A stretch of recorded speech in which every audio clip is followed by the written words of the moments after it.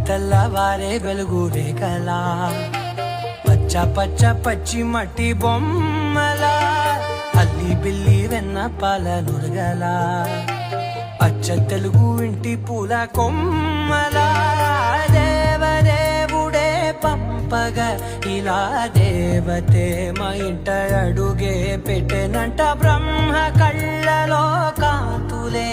మా అమ్మలా మా కోసం మళ్ళీ లాలి పాడేనంట.